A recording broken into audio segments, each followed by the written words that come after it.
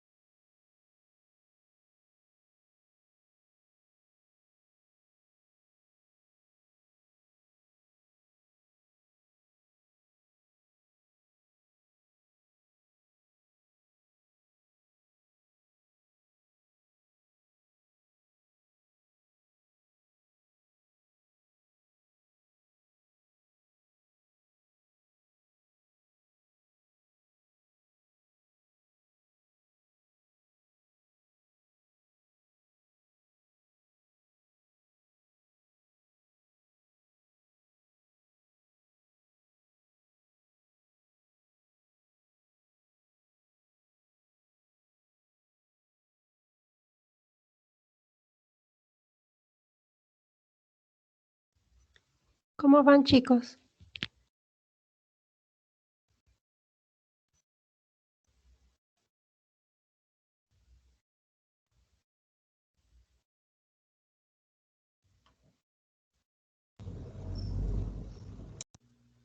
Aún no me sale. Ok, entonces vamos a ver. Vamos a intentarlo ahorita, les voy a ver. Nosotros lo que queremos, lo que nos hace falta calcular es la parcial de B respecto de T. ¿Sí, chicos? Pero no es fácil sacarla. Si de la expresión, si ustedes pueden ver, no es fácil sacarla. Entonces, ¿qué puedo hacer ahí? ¿Se puede usar la relación cíclica? No necesariamente la relación cíclica, pero puedo usar la relación inversa, ¿no? Acuérdense que la parcial de B respecto de T a presión constante es 1 entre la parcial de T respecto de B a presión constante. Cierto, sí. Entonces yo de ahí, pues puedo calcular la parcial de T respecto de B a presión constante. Puedo usar esta. Y tendría esta expresión, ¿no, chicos? Sí.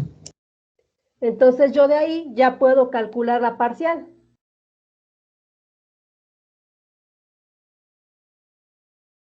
Si pueden ver de ahí, 1 entre R, pues es una constante, entonces puede salir de la parcial.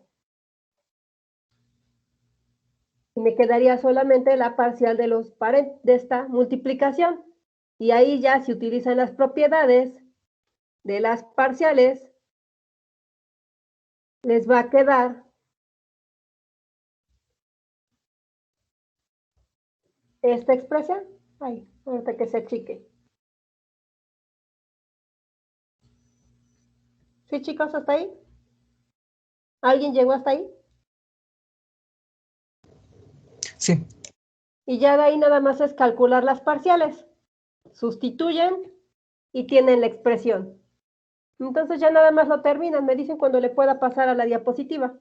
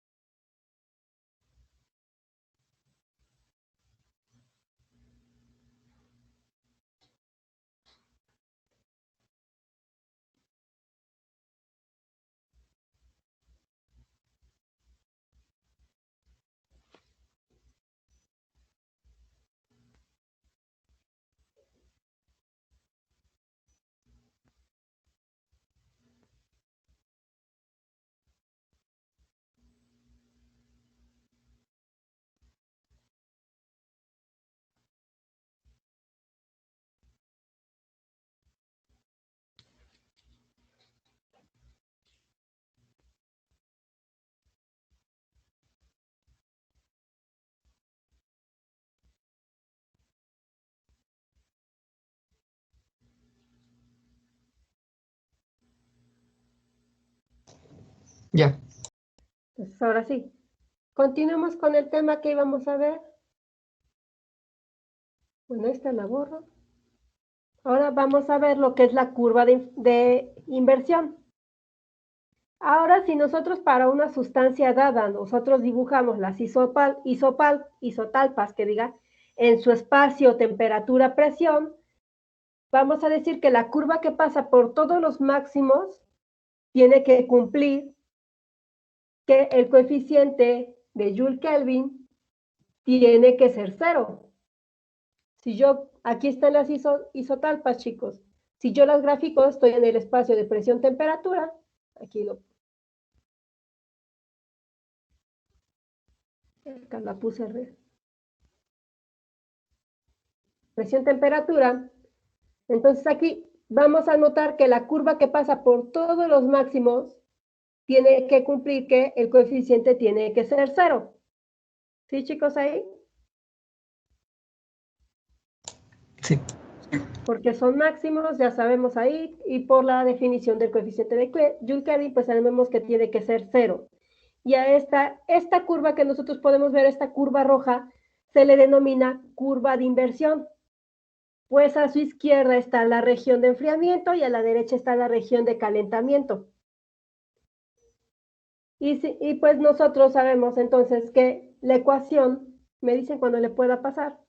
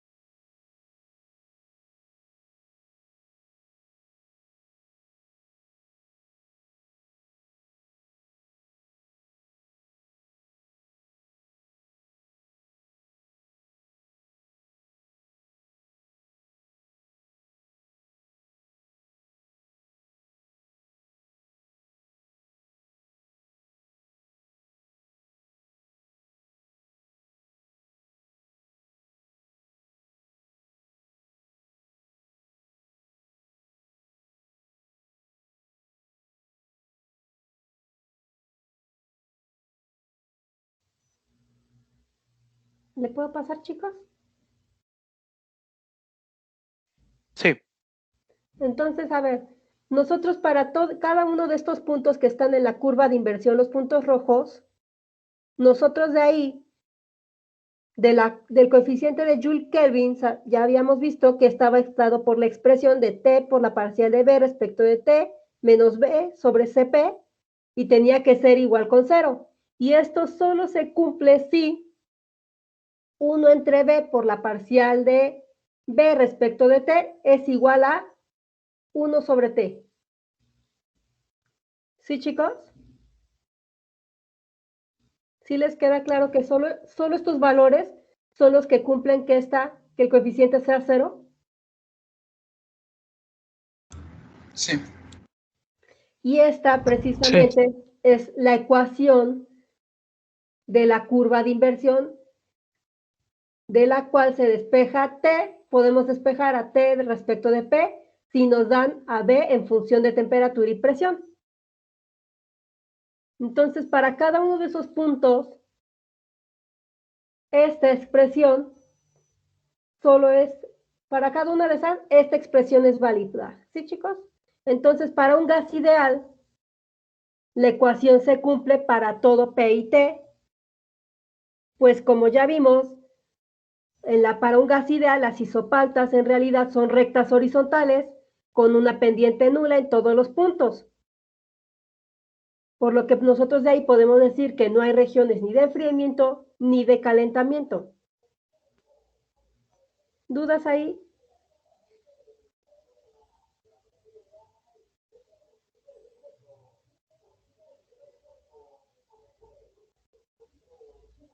¿puedes repetir lo último?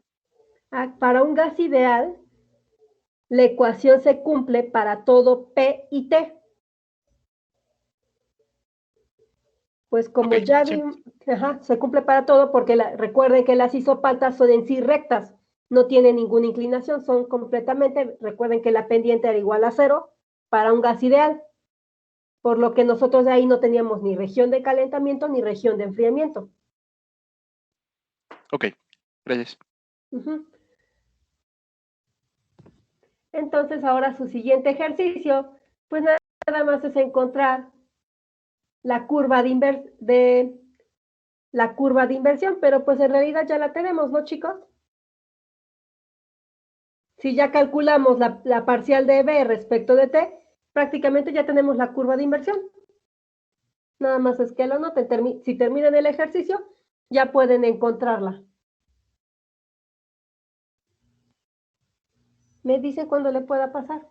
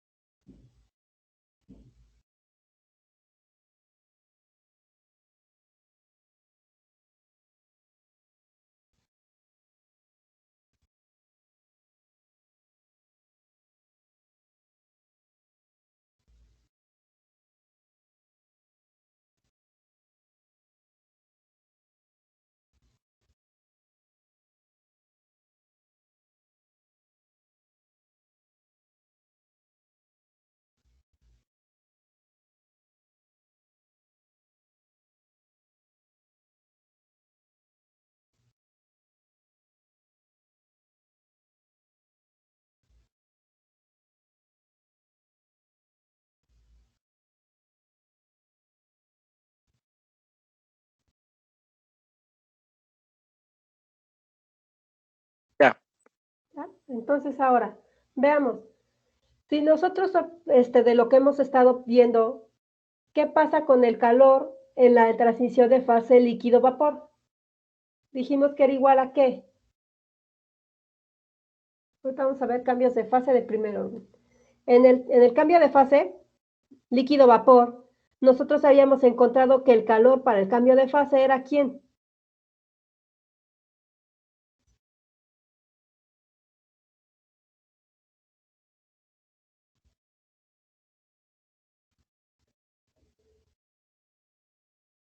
Tenía un nombre ese calor en el cambio de fase, líquido-vapor.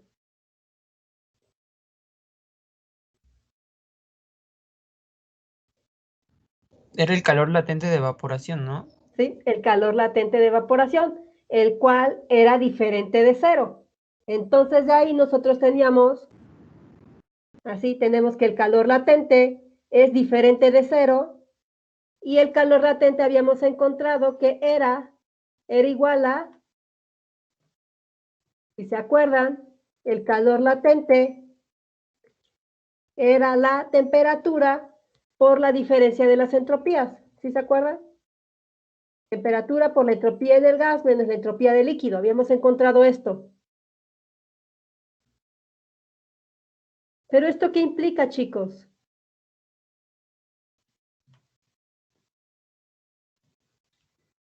Si se dan cuenta de esta expresión, esto implica que la entropía en el gas, en el estado gaseoso, es diferente a la entropía del estado líquido.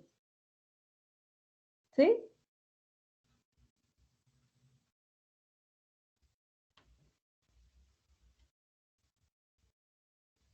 Esto es lo que me implica que el calor latente sea diferente de 0, que las entropías son diferentes.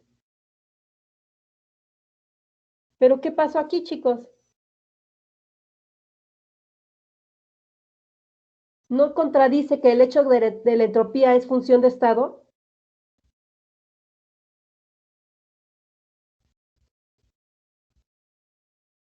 De aquí pueden ustedes ver, ¿se acuerdan que la entropía era función de la temperatura y la presión? Sí. Pero la temperatura y la presión en la fase líquida y en la fase gaseosa, pues son las mismas. Entonces, ¿qué pasó? ¿Por qué las entropías son diferentes? Entonces tenemos que encontrar una solución para esta discrepancia. Entonces la solución a esta discrepancia es que, pues, S es discontinua como función de las variables en la vecindad de cambio de fase. Esto nos dice, de aquí podemos nosotros observar que el volumen en la fase gaseosa es diferente del volumen en la fase líquida.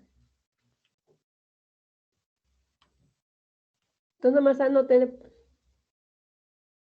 ¿Cómo dijo que ese era discontinua?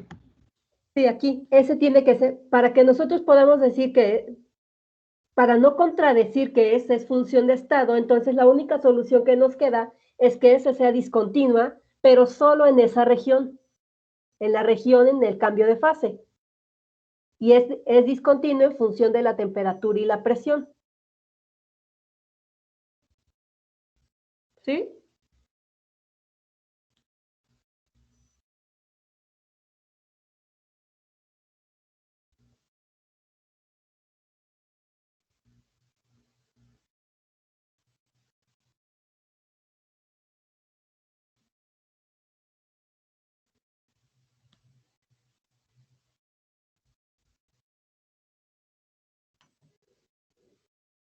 Si nosotros dijéramos que es continua, chicos, entonces estaríamos diciendo que la entropía en la fase gaseosa tiene que ser igual a fuerza que en la líquida, pero en el experimento nosotros observamos que pues no son.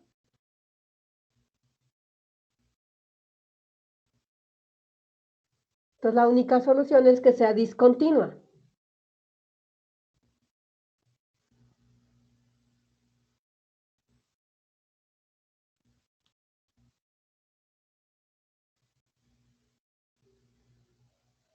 Me dicen cuándo le pueda pasar.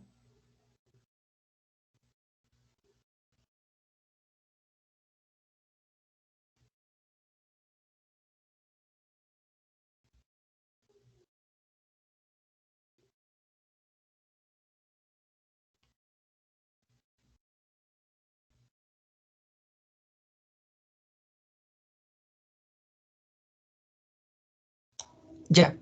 Entonces, para describir esta discontinuidad que tenemos en el cambio de fase, si nosotros nos observamos en un instante dado del proceso, nosotros tendríamos las cantidades, tendríamos el número de moles de la sustancia. Tenemos la entropía en la fase líquida y gas, también la podemos poner la entropía molar. Tenemos el volumen molar de la fase líquida y gaseosa. Y también nosotros podríamos tener el número de moles del gas y el número de moles de la sustancia que permanece en fase líquida. Nosotros podríamos tener esto. ¿Sí, chicos? Ahí, ahorita se los anoto. Entonces, durante ese cambio de fase, nosotros tendríamos estas cantidades.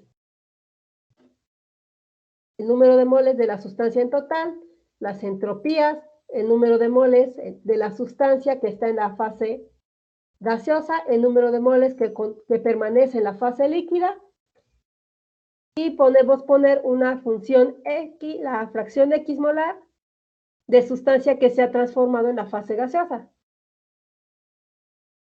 Podríamos tener esas cantidades en un instante dado, ¿sí?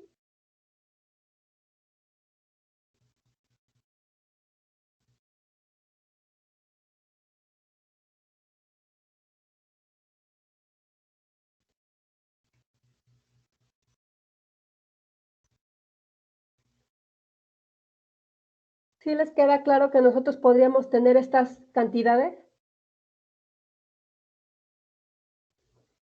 Sí. Lo único que no me queda muy claro es la última. La de X es la fracción. ¿Cuánta cantidad de sustancia se ha convertido respecto a la otra? Ah, ok. Sí, no, es una fracción de cuánto respecto de la otra. Pero bueno, yo tenía una duda, o bueno, no sé si lo comprendí bien. Entonces, cuando vamos transformando de gas a líquido, como tal, la entropía está cambiando debido a que la libertad que tienen las, bueno, si lo vemos a nivel moleculares, se va disminuyendo, ¿no? Por Sí, va eso, cambiando. Ajá, nosotros podemos decir que va cambiando, pero no sabemos cómo, solo podemos decir que es discontinua. ok, ok, ok. Pero si tú te fijas, por ejemplo, de repente pausas tu sistema. Imagínate que puedes pausarlo en cualquier momento del cambio de fase. Nosotros perfectamente podríamos tomar el sistema y medirle estas cantidades en un instante dado, sin que lo alteremos. Imagínense que nosotros podemos detenerlo sin alterarlo. Hay que se quede quieto el sistema, pausado se podría decir, y nosotros podemos tener estas variables. Ok, ya comprendí. Gracias.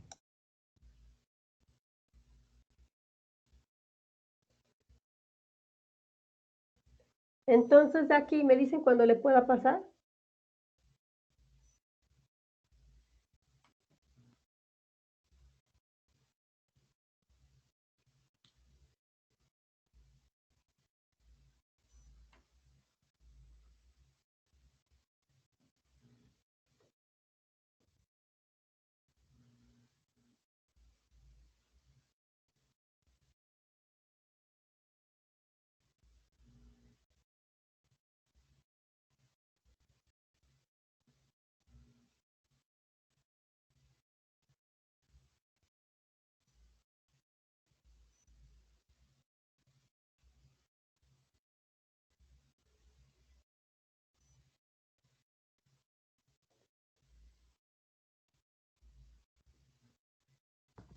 Ya.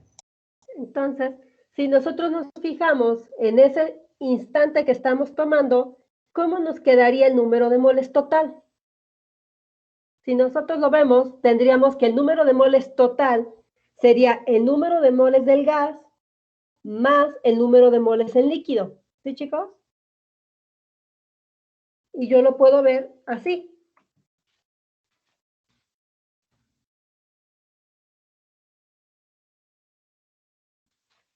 Donde, pues aquí está lo que le decía, la fracción que aparece, la fracción molar de la sustancia que se ha transformado en gas, y el número en líquidos es 1 menos la fracción que se convirtió. ¿Sí, chicos? Nosotros podemos saber así el número de moles total.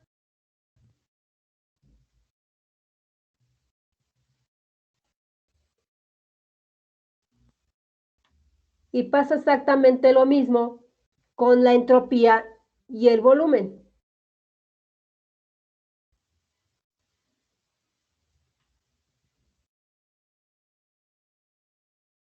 Nosotros tendríamos con la entropía, que sería el número de moles en el estado gaseoso por la entropía molar en estado gaseoso, más N por 1 menos X por la entropía en el estado líquido, entropía molar. Si nosotros dividimos entre N, nos quedaría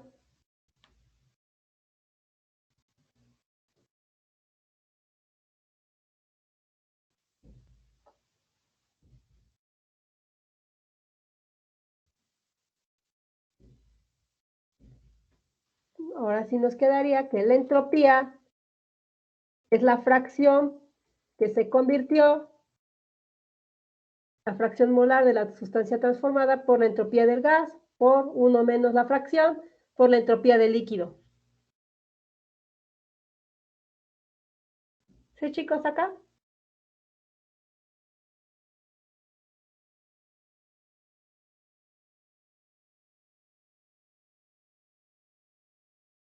Sí,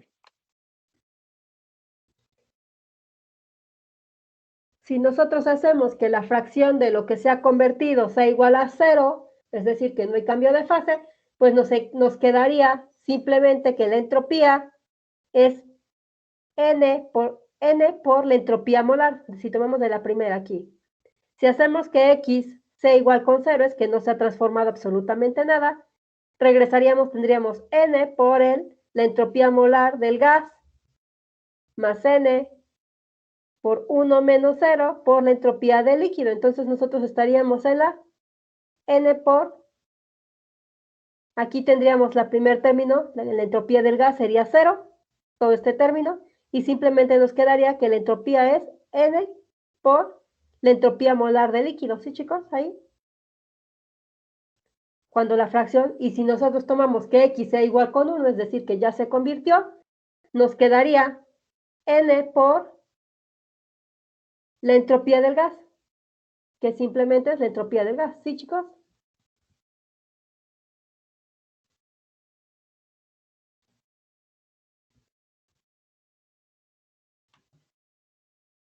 Ahorita se los anoto.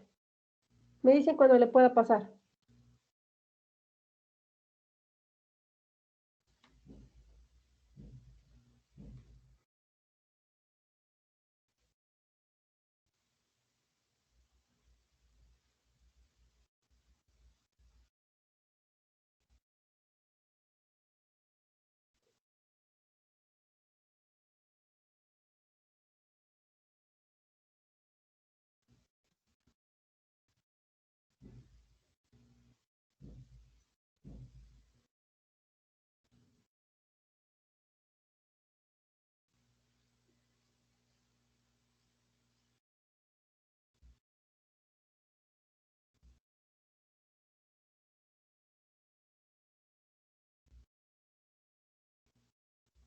Me dicen cuando le pase.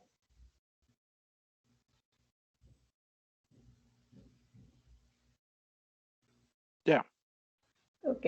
Entonces aquí les anoto lo que les dije. Si hacemos que la fracción sea igual con 0, si X es igual con 0, tendríamos que S de 0 es igual al número de moles por la entropía molar en la fase líquida, que simplemente es la entropía, la total, la entropía en la fase líquida. Y si hacemos que la fracción sea igual con 1, tendríamos ya a la entropía total en la fase gaseosa. ¿Sí, chicos? Ahí. Que recuperamos la información.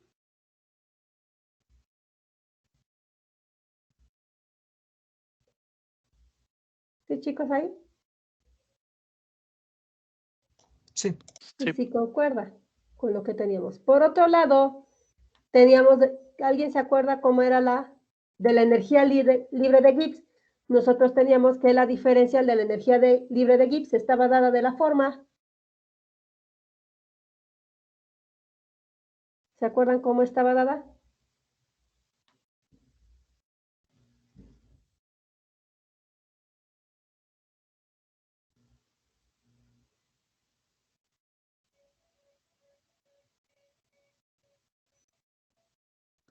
¿El diferencial?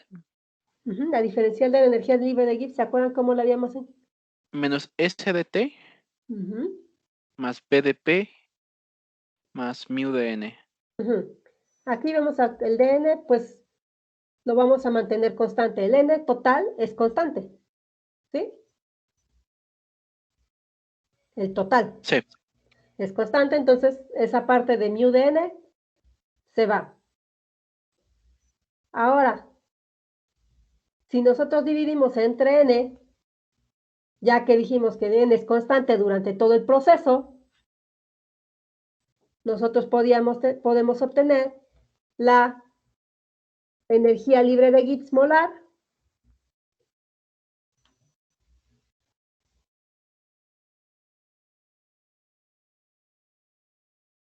tenemos la energía libre de Gibbs molar que estaría dada de esta forma.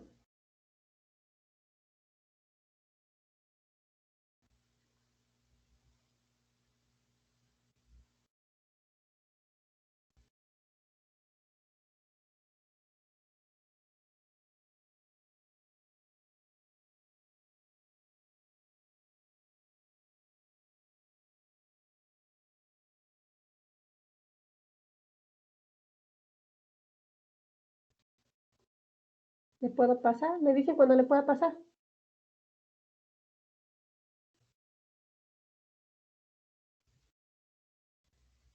Ya.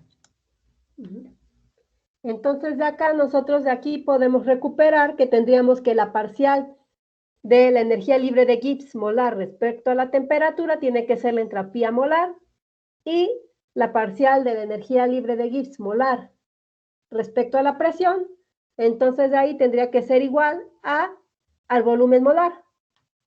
¿Sí? De ahí. Pero de ahí nosotros dijimos que la entropía y el volumen eran discontinuos en esa región.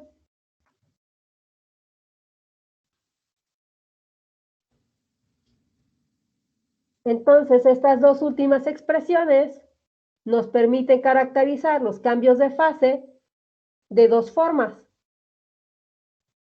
Los cambios de fase son procesos, vamos a decir entonces que los cambios de fase son procesos en los que se presentan discontinuidad en la entropía y el volumen, o se presenta discontinuidad en las derivadas de primer orden de la energía libre de Gibbs.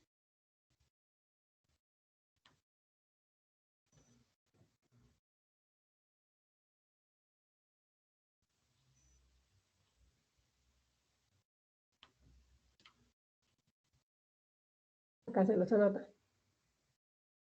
Les anoto lo que les dije.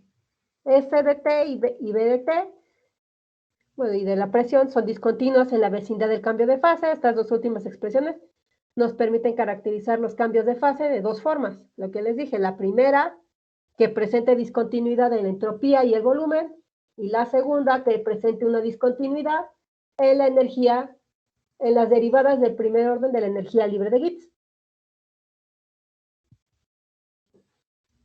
Podemos calcularlo por cualquiera de las dos.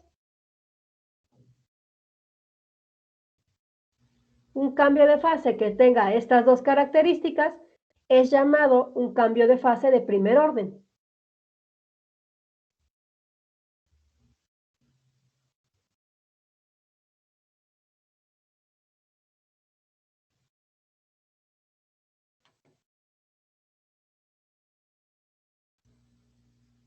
¿Dudas aquí?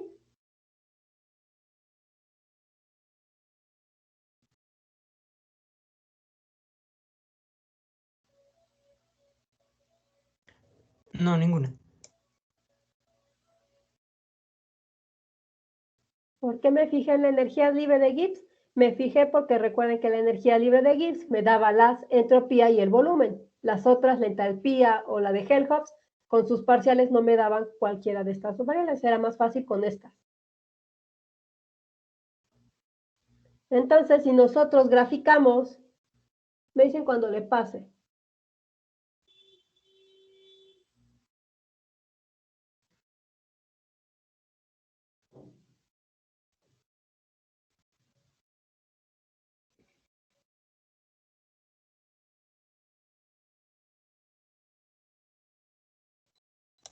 Ya. Entonces, nosotros tendríamos gráficamente, entonces acuérdense que un cambio de primer orden es que tiene que tener estas dos características. Un cambio de fase de primer orden tiene que tener esas dos características. No más recuerde eso. Nosotros graficamos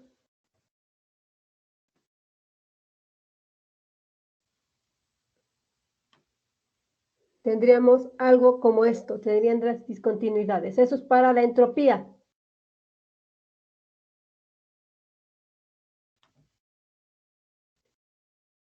Tendría en el cambio de fase, vean cómo presenta una discontinuidad. Y para los volúmenes también tendríamos algo similar. Vamos a graficar.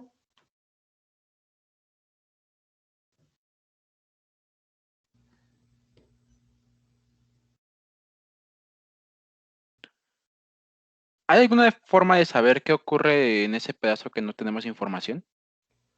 Sí se puede, pero recuerden que no es, se puede ver a nivel molecular y eso no es trabajo de la termodinámica, recuérdenlo. Eso ya es trabajo de la física molecular y un poquito de la mecánica estadística. Sí, nosotros ahorita a nivel de la termodinámica no nos podemos meter a nivel molecular.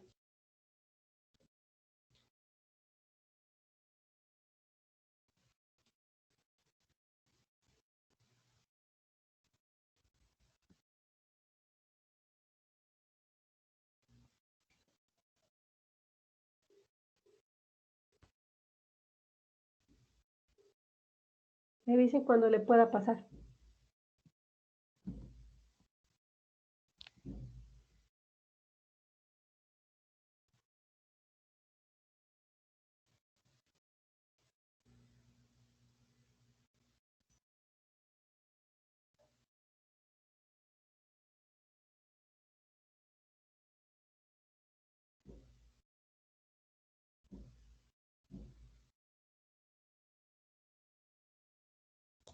Ya.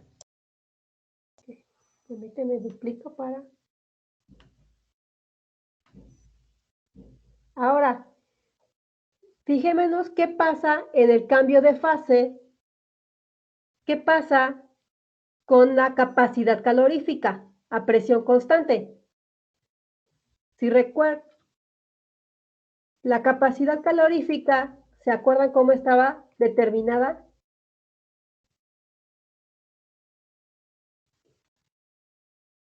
Si recuerdan, la capacidad calorífica a presión constante era T por la parcial de la entropía respecto a la temperatura. Esto también lo podemos escribir como la temperatura entre la parcial de la temperatura respecto a la entropía. ¿Sí, chicos, ahí? Nada más estoy utilizando la relación inversa.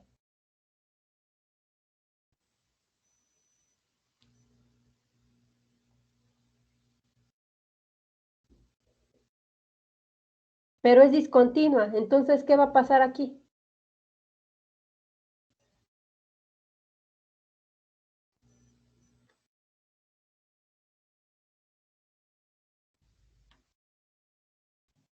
La entropía es discontinua. Entonces, ¿qué pasaría? ¿A esto a qué nos daría igual?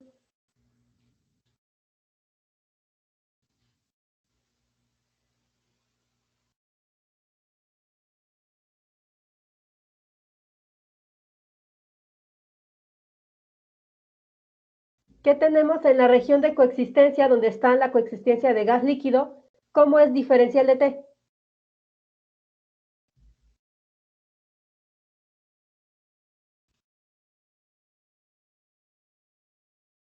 ¿Cero? El diferencial de T es 0. Entonces, ¿esto qué? ¿A qué nos va a dar igual?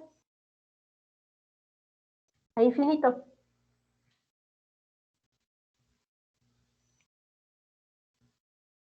¿Sí, chicos? Sí. Sí, porque no hay variación de temperatura y la entropía es diferente de 0, pero no sabemos cuánto vale. Ahora, ¿qué pasa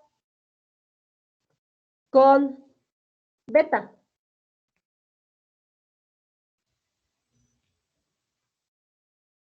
Para beta, teníamos la expresión que beta era igual a 1 entre b por la parcial de b respecto de t.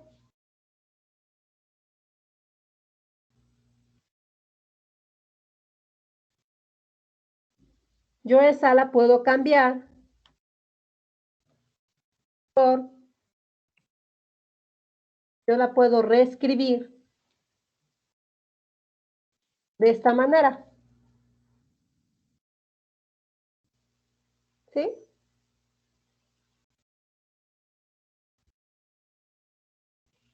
Y nuevamente, esta tiene que ser, es igual a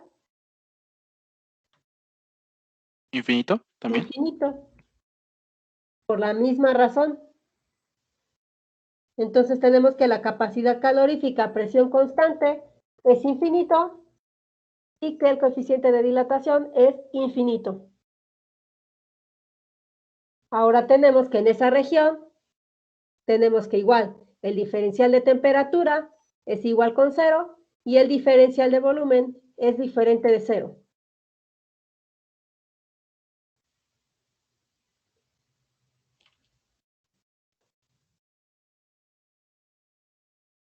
¿Sí, chicos, acá?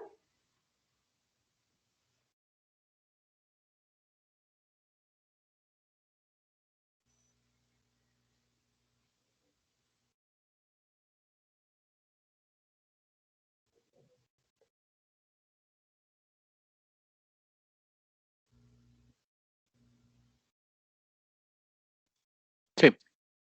Me dicen cuando le pase.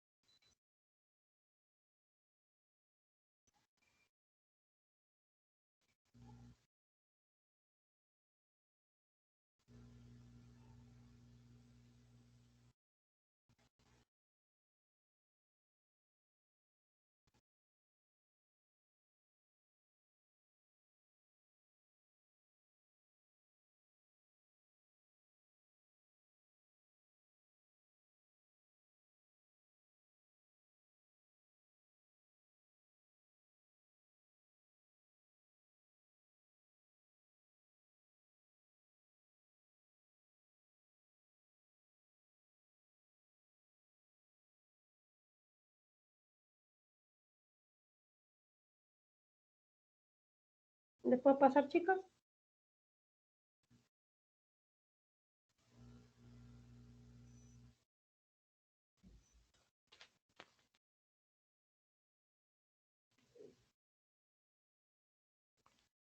Ya. Ahora, ¿qué creen que pase con el coeficiente de compresión, de compresibilidad? Entonces, ¿qué creen que pase? Si se acuerdan, el coeficiente de compresibilidad era esto, menos 1 entre B por la parcial de B respecto de P. Eso nuevamente, yo lo puedo reescribir como 1 entre B por la parcial de P respecto de B. ¿Y cómo es el diferencial de presión en la región de coexistencia?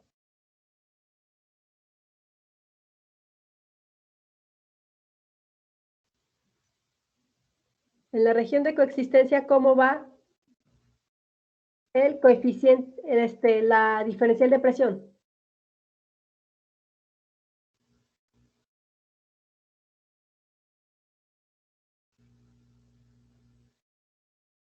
¿Se acuerdan cuánto vale en la de coexistencia?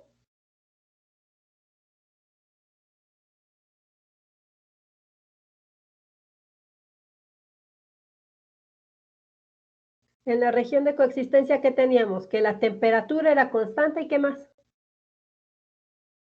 La presión también es constante. Ajá, la presión también era constante, entonces el diferencial de presión es 0. Y el diferencial de volumen es diferente de 0, entonces nuevamente tenemos que el coeficiente de compresión, de compresibilidad, pues es infinito. Nuevamente. Entonces acuérdense siempre que en la región de coexistencia, tanto la presión como la temperatura pues son constantes.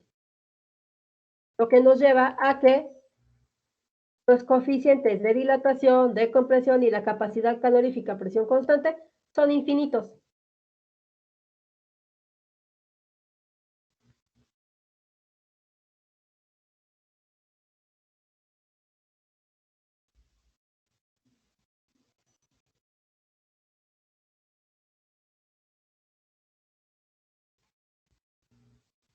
Entonces además también tenemos que en las regiones vecinas al cambio de fase, los coeficientes de compresibilidad, de capacidad calorífica, presión constante, beta y kappa en realidad permanecen finitas, entonces uno no se espera que existan estas discontinuidades.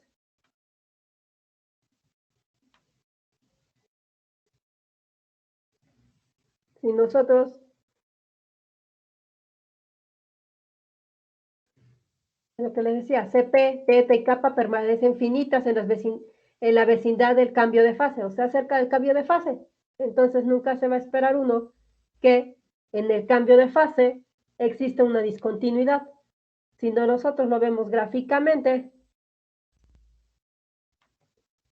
Me dicen cuando le pase para que vayamos a la gráfica.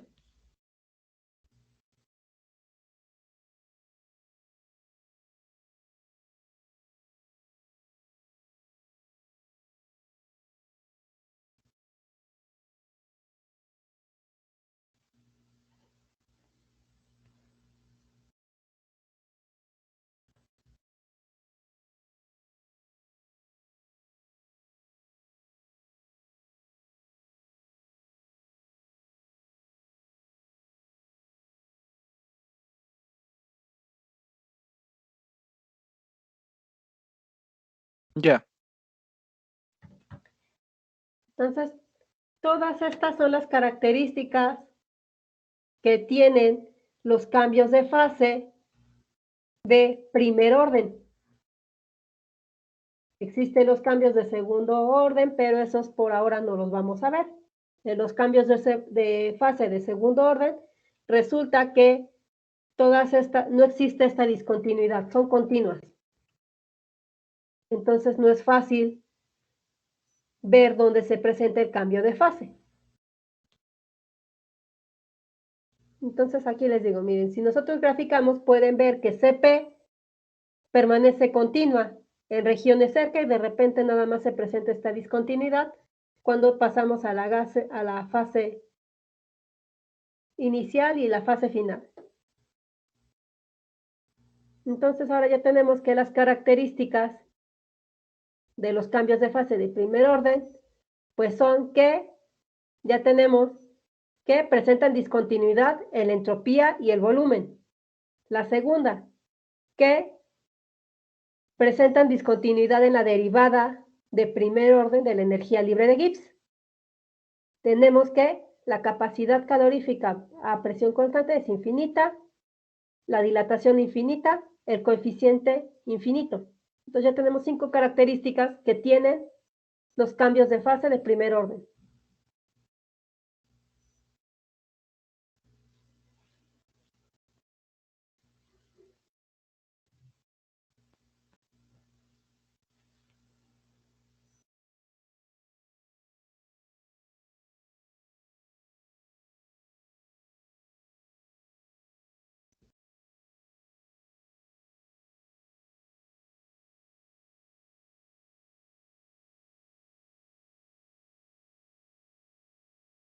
¿Sí, chicos? ¿Dudas hasta acá?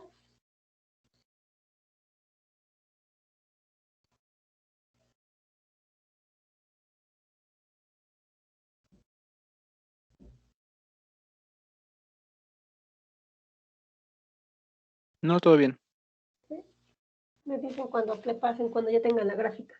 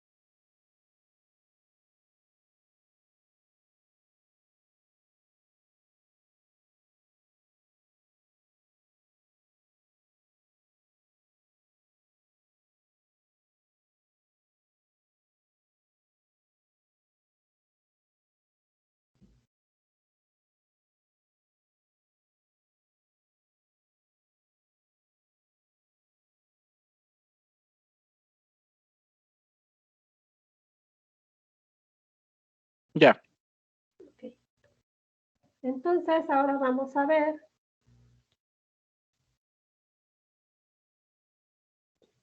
Hasta ahorita ya vimos las características de los gases, estamos viendo.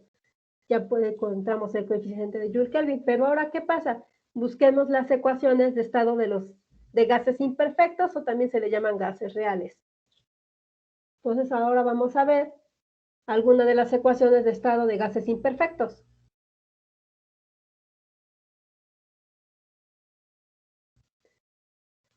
Bueno, para esto se han propuesto numerosas ecuaciones para los gases imperfectos en intervalos limitados de sus variables de temperatura, presión y volumen. Alguna de ellas, ahorita vamos a ver.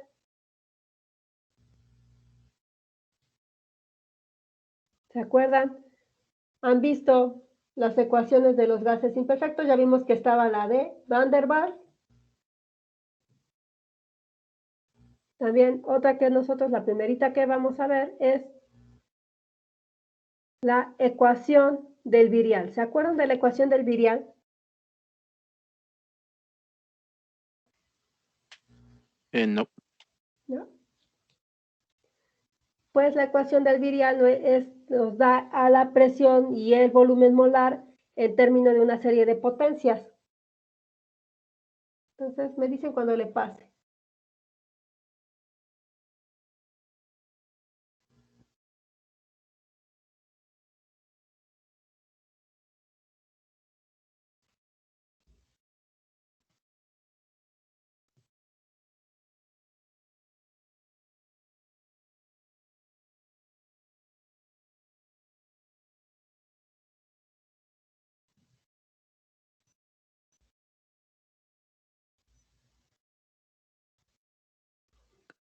Listo.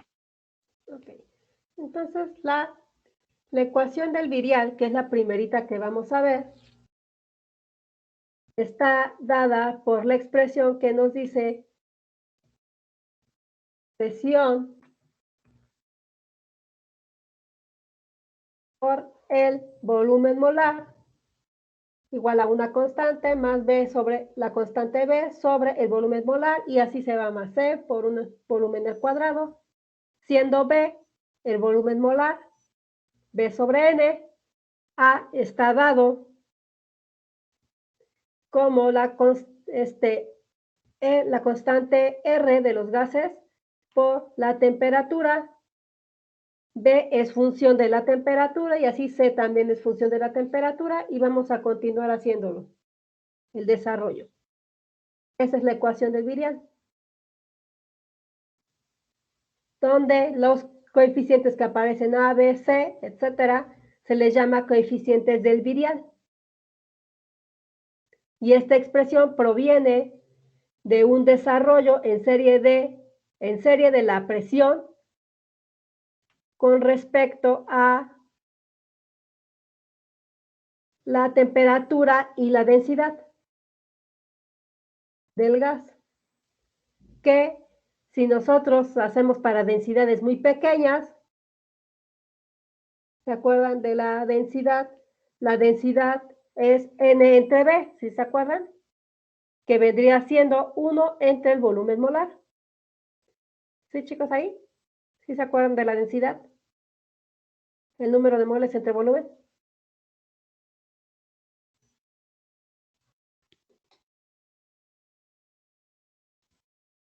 Sí. Entonces yo puedo aquí sustituir a B por la densidad. El volumen molar lo puedo sustituir por la densidad.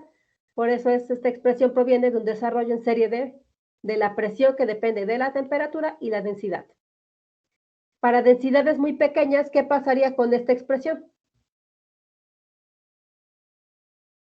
Si dije que A es RT,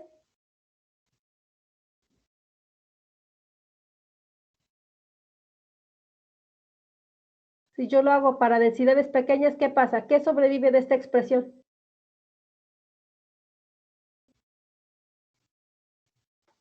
El RT. Solo la constante A, solo que nos quedaría la constante A, que es RT, y nosotros de ahí recuperamos la ecuación del gas ideal. Entonces, para densidades muy pequeñas, esta expresión del ideal se reduce a la ecuación del gas ideal.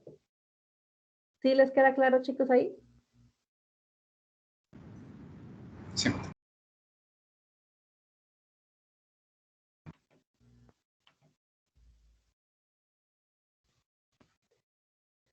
¿Le puedo pasar?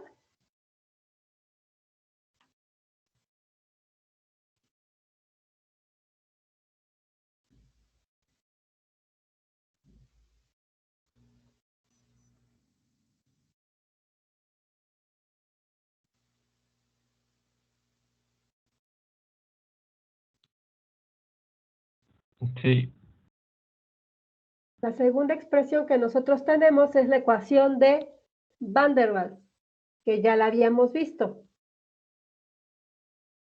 Pero esta ecuación, bueno, sabemos que A y B son coeficientes particulares de cada gas. Acá. Pero esta ecuación, chicos, solamente se aplica cuando el gas se aparta un poco del comportamiento del gas ideal, pero solo un poco. Pero con un poquito que se separe del gas ideal, nos puede describir cualitativamente bien el cambio de fase vapor-líquido. Más adelante vamos a ver esto. Pero la característica importante de la ecuación de Van der Waals es que es solo cuando se aparta un poco del comportamiento del gas ideal.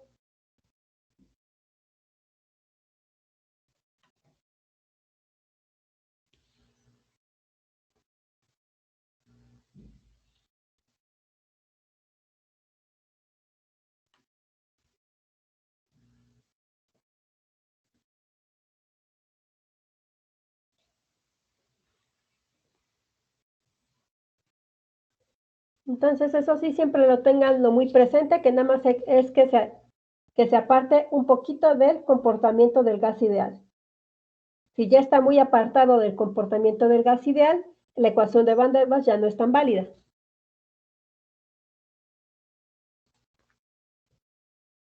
¿Me puedo pasar, chicos? Sí.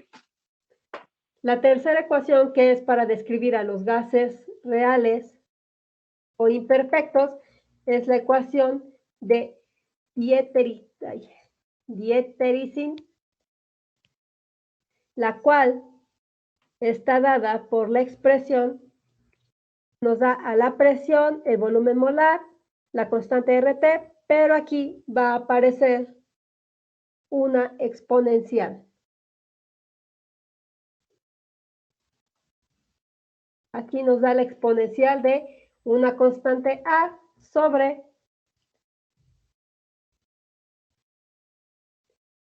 la constante K, T y B. Y esta ecuación tiene características muy similares a la ecuación de Van der Waals.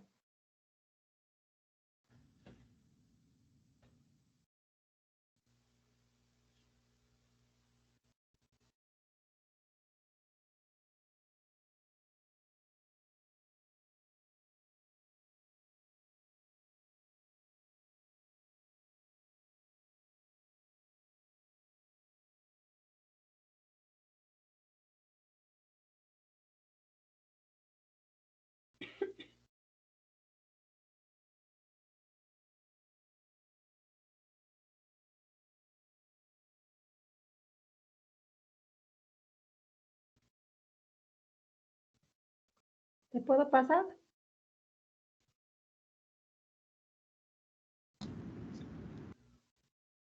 Otra de las ecuaciones que se han utilizado para describir a los gases es la ecuación de Berthelot, la 4, para escribir a los gases. Y esa solo es una variante de la ecuación de Van der Waals y está dada por la expresión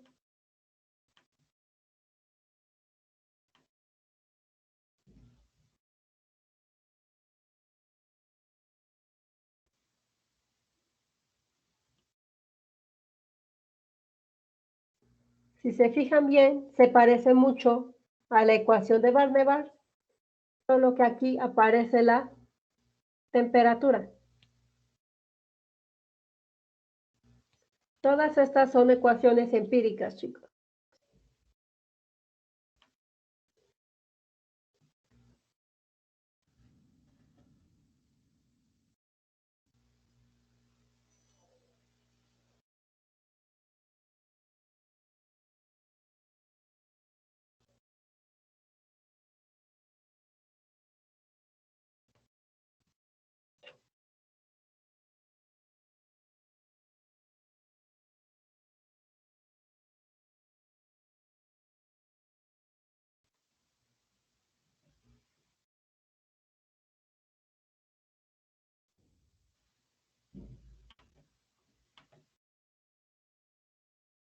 ¿Me puedo pasar, chicos?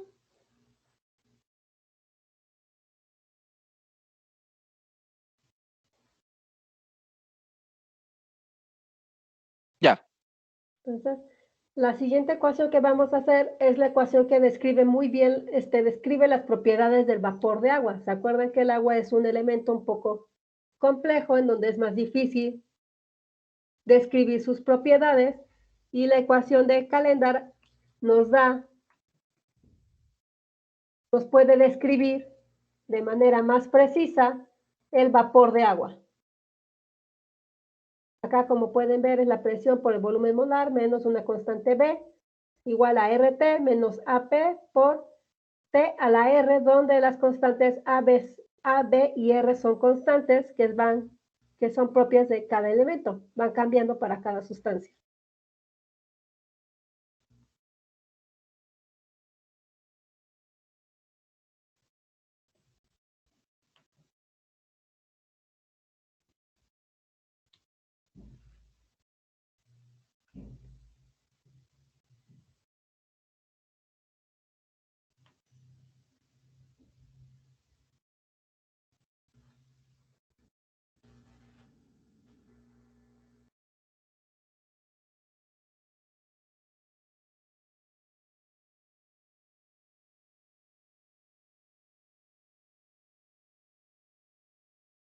Listo.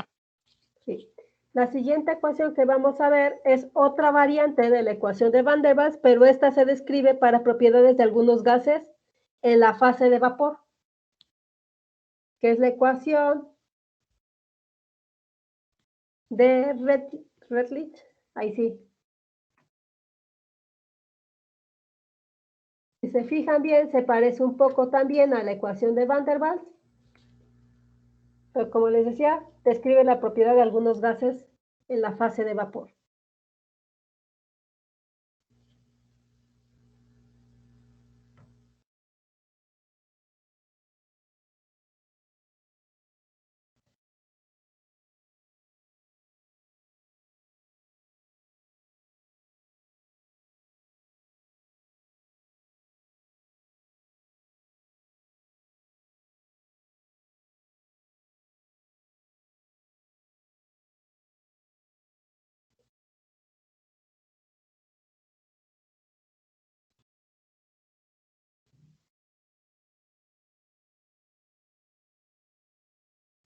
Esta es la 6, me equivoqué aquí, chicos.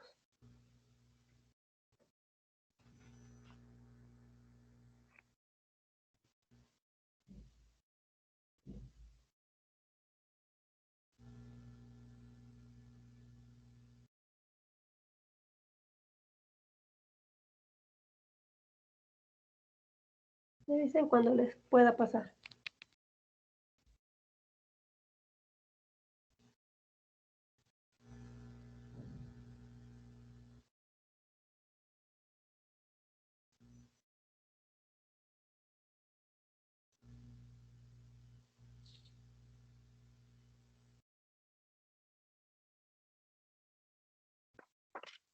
Ya.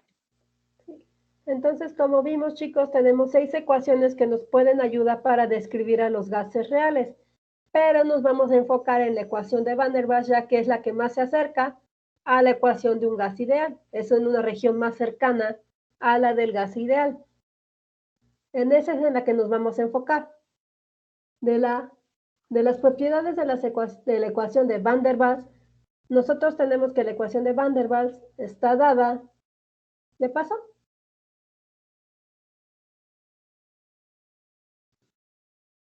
Sí. Entonces, nosotros tenemos esta expresión para la ecuación de Van der Waals, la cual la podemos escribir como, si sustituimos al volumen molar, nosotros tendríamos simplemente que la ecuación está dada por esta expresión. Es simplemente sustituir al volumen molar. Esta ecuación se reduce a la ecuación del gas ideal cuando los coeficientes A y B son 0.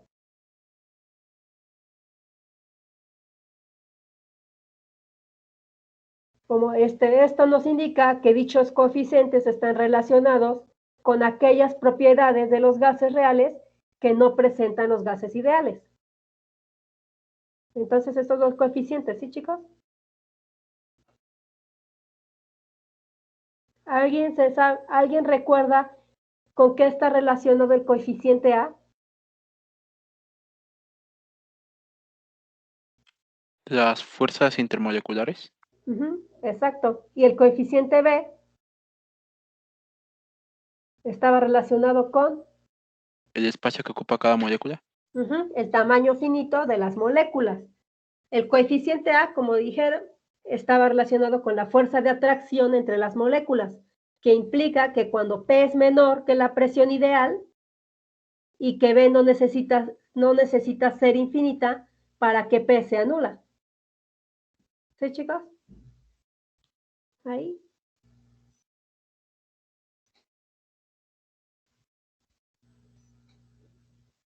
Sí. Entonces nosotros aquí tenemos que la presión es menor que la presión ideal y que B no necesita ser infinita para que toda esta expresión tenga 0. Y el coeficiente B toma en cuenta el tamaño finito de las moléculas, que implica un volumen excluido y que B no necesita ser 0 para que nuevamente P sea infinita. ¿Sí, chicos? ¿Se los anotó?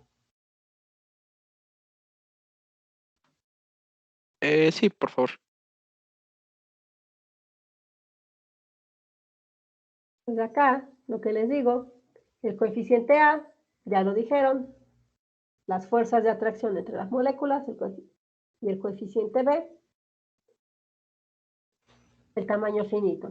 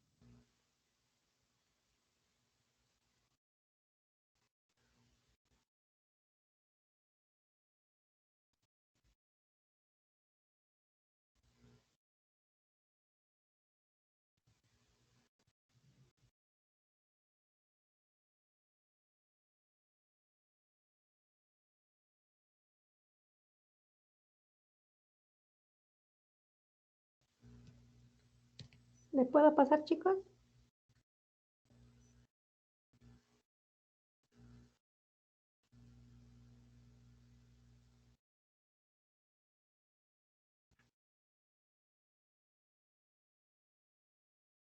Sí. Entonces, nosotros también podemos reescribir estas ecuaciones despejando a la presión. Si nosotros despejamos a la presión, ¿cómo nos quedaría?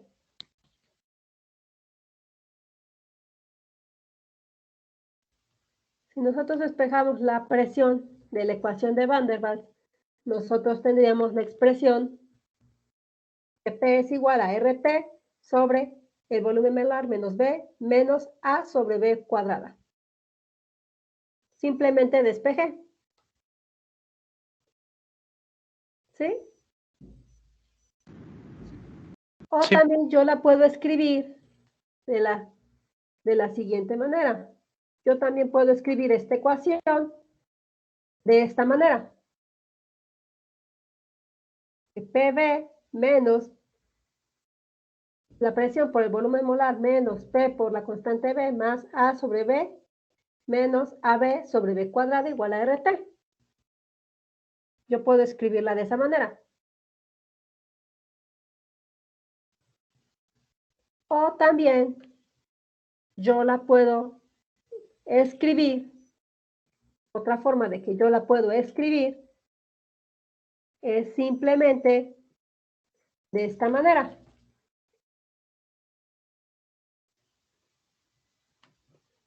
Multiplico todo por el volumen molar para cancelar, por volumen molar al cuadrado, más bien dicho, para cancelar todo este término, los denominadores, y me quedaría de esta manera. Que nos dice que la ecuación de Van der Waals es una ecuación de tercer grado en el volumen molar, dadas la presión y la temperatura. ¿Sí, chicos? Es una ecuación de tercer grado.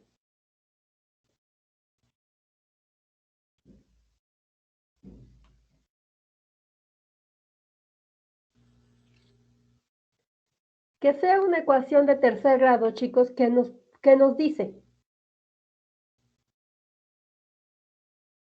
Que tiene 3 soluciones. Ajá, que tiene 3 soluciones, lo cual nos dice que existen 3 volúmenes, o 3 volumen molar, que cumplen esta ecuación y corresponden a los 3 puntos de la región de coexistencia en la isoterma T, que cruzan la línea con presión constante. Ahorita ¿le puedo pasar, chicos? Sí. Entonces, nosotros de aquí, como les decía, sabemos que existen 3 posibles soluciones que nos pueden dar si nosotros graficamos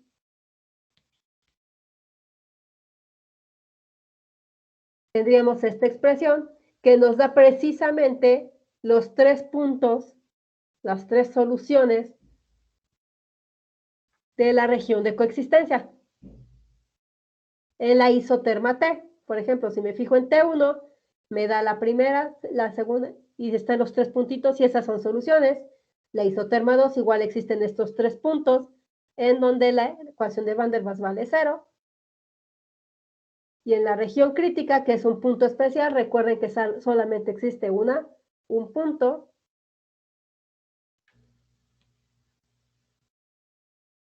Entonces, para temperaturas suficientemente bajas, como T1, las raíces son reales. Al aumentar la temperatura hasta T2, nada más los 3 puntos se aproximan entre sí. Y si aumentamos todavía la temperatura, llegamos a la temperatura crítica, en lo que tendríamos que las 3 raíces son iguales. Y para temperaturas mayores a la temperatura crítica, ya no hay raíces reales.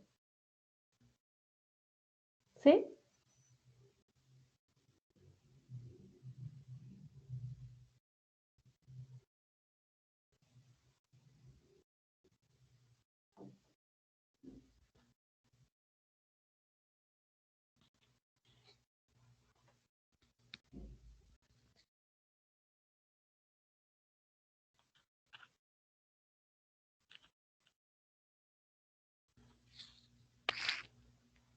En lo número complejo ya no nos meteríamos, chicos. En esas raíces ya no nos interesarían.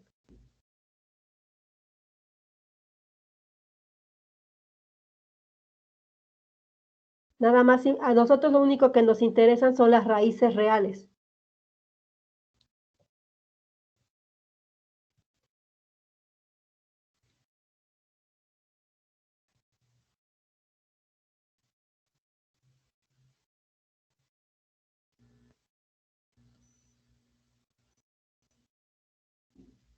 Para nosotros sería que ya no existe unos valores tales que puedan satisfacer nuestra ecuación. O sea, ya no podríamos nosotros tenerlas. Podríamos seguir aumentando la presión y la temperatura y no tendríamos no pasaríamos por estas regiones de coexistencia.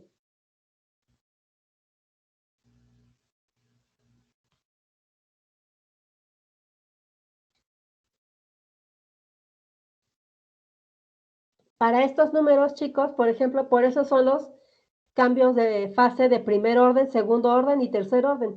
Cuando esto ya pasa, que no encontramos estas curvas, cuando ya no encontramos estos puntos, como decía, que ya son números complejos las soluciones, entonces ya no nos interesa, ya no podríamos nosotros encontrar el cambio de fase de estos sistemas y es donde pasaríamos a los cambios de fase de segundo tipo, donde ya no tenemos, decimos que el cambio de fase, la línea es continua, ya no hay discontinuidades.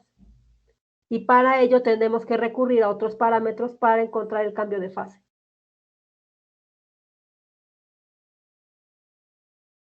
¿Sí? ¿Dudas?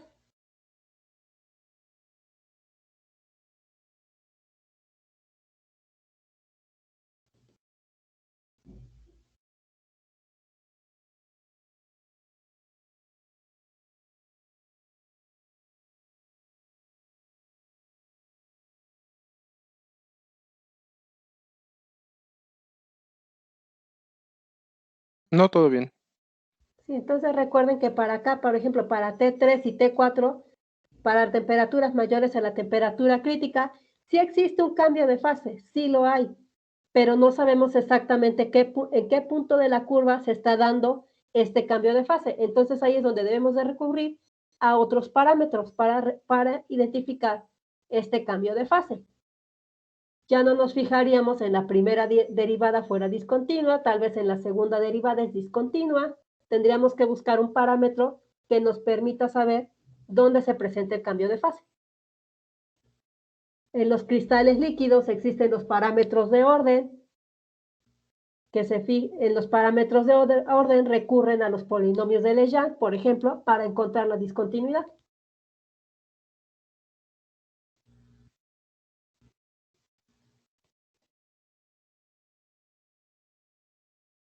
¿Le puedo pasar?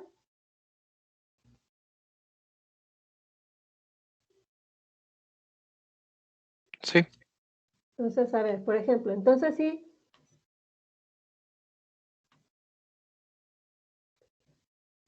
A ver, nosotros, por ejemplo, si nos fijamos en la temperatura crítica, esto es que solo hay un punto de inflexión. Y arriba de estos ya no se presentan cambios de fases. Entonces, el punto crítico, acá, el punto crítico está dado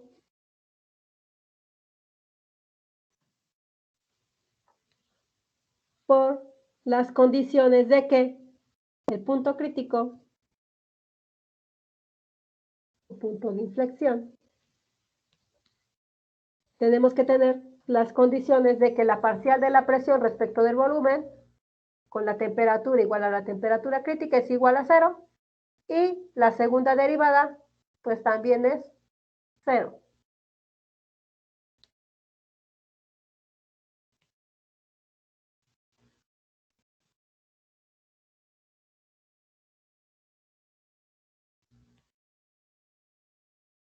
Ahora, de la expresión que nosotros teníamos, si nosotros derivamos de la ecuación del gas, bueno, de la ecuación de Van der Waals, que habíamos encontrado que era presión que depende de la temperatura y el volumen, teníamos esta, si nosotros derivamos P respecto de B,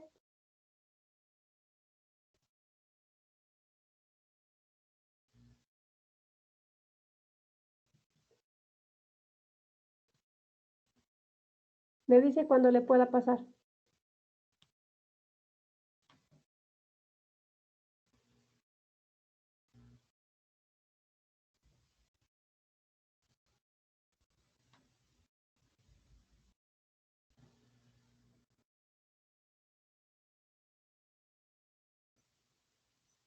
Ya.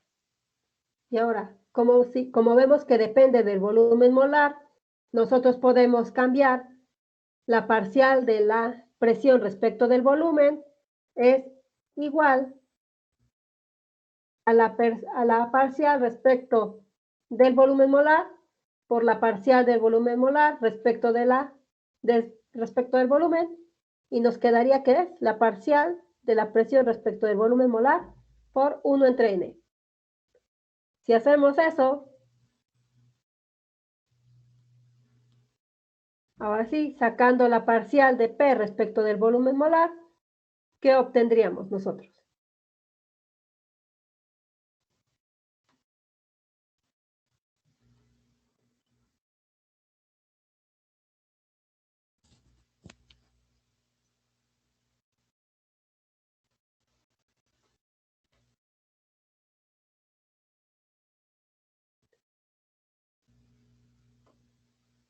¿Cómo nos quedaría la expresión de la parcial de P respecto de B a temperatura constante, chicos?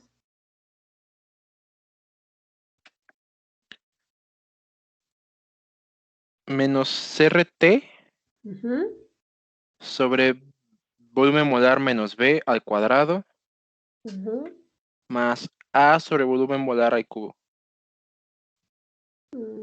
Cerca. Nos quedaría esta expresión. Era 2.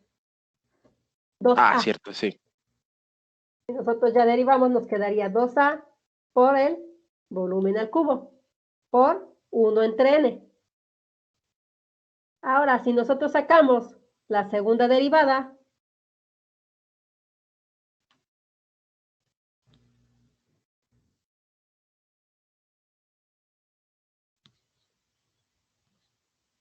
nosotros tendríamos esta expresión, sacando la segunda derivada. Volvemos a derivar la expresión que teníamos y nos va a quedar menos 2RT por el volumen molar menos B al cubo menos 6A sobre B cuarta 1 entre N cuadrada.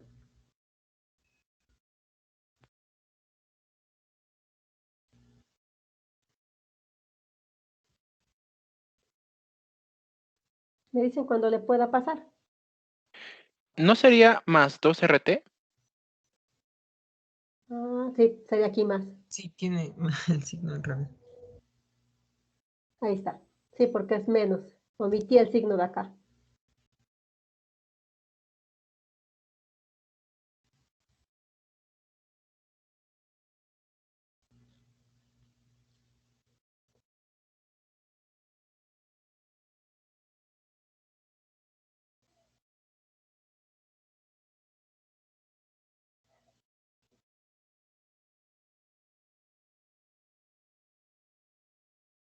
Me dicen cuando le pase.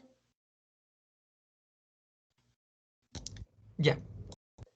Y si nosotros evaluamos en la que T sea igual a temperatura crítica, entonces nos conduce a las siguientes dos ecuaciones.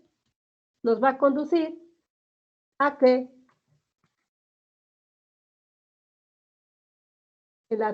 a temperatura crítica tendríamos estas dos expresiones,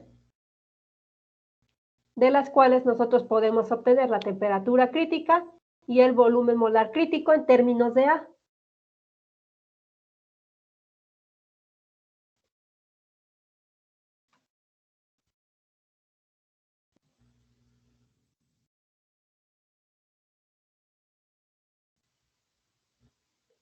Si nosotros de estas dos ecuaciones vamos a encontrar, eso ustedes lo pueden hacer, y van a encontrar que el volumen molar crítico está dado por 3B y la temperatura crítica está dada por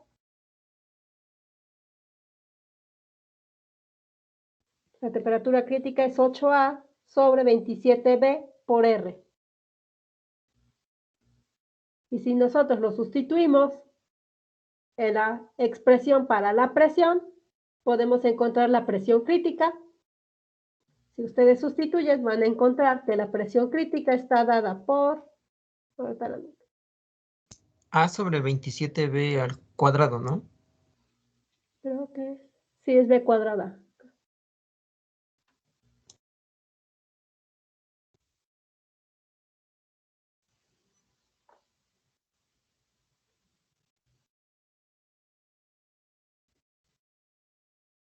Ahí está.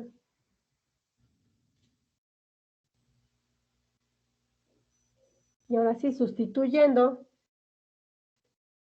encontraríamos que la presión crítica está dada por A sobre 27B cuadrada.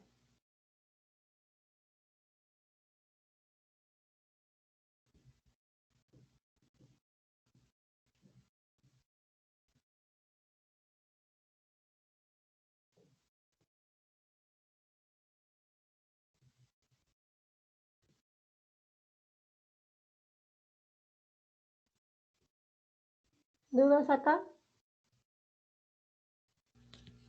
No. Nada más es jugar con las ecuaciones y tendríamos que la presión está dada por esa expresión. El día del martes veríamos cómo se define el factor de compresibilidad para este tipo de gases.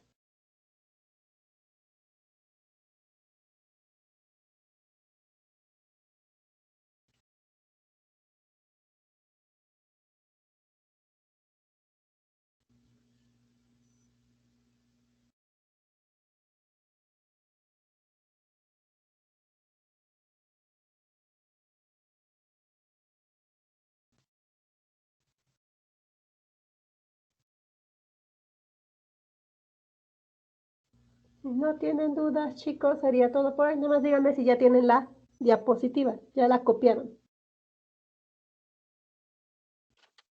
Ya está. Ya. Ya.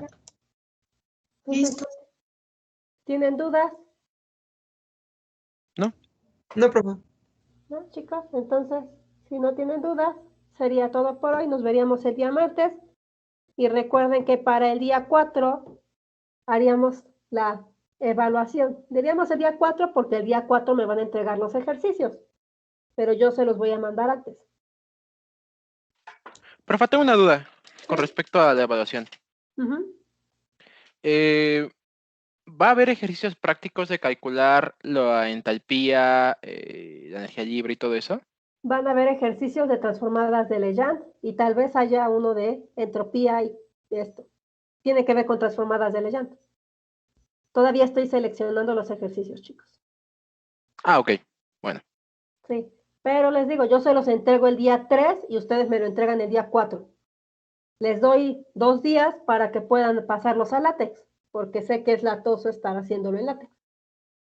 Sí toma su tiempo. Ok, muchas gracias. Eso no más recuerden. Entonces revisen en su correo el día 3 y me los envían. Recuerden, tienen hasta el día 4, hasta las 12 de la noche para enviármelos. O la otra opción que existe es que les doy las 2 horas que son de por sí del día martes y ahí los resuelven y hacemos el examen por la plataforma de Google, en Google Forms. Esa es otra opción. ¿Cuál prefieren?